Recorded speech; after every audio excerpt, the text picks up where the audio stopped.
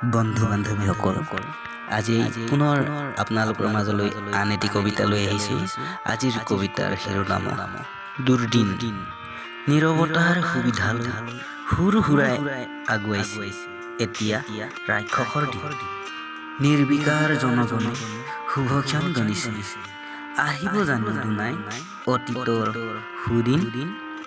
গাব জানো ভূমিৰে সিপাৰে কোনোবা গৰখীয়াই হিয়া ভঙা গীত। টঙি ঘৰত উঠি বজাব পাৰিব জানো মন পুলকিত কৰা বাঁহী। সেই কৰুণ সুৰ, যি সুৰত বৃদ্ধ বনিতাৰো মন নাচি উঠিছিল। আছে জানো সন্ধিয়া দীঘলীয়া উকি মৰা যুৱকৰ দল, যদি সপোন দেখিছে কোনোবাই নহয় সফল।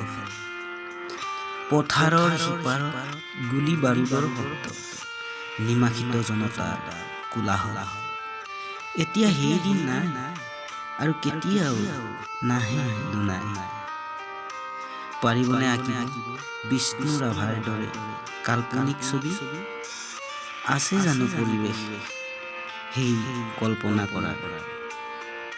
হ'ব জানো দেশ শংকৰ মাধৱৰ চৌপাশেই দেখোন দপদপনি দানৱৰ?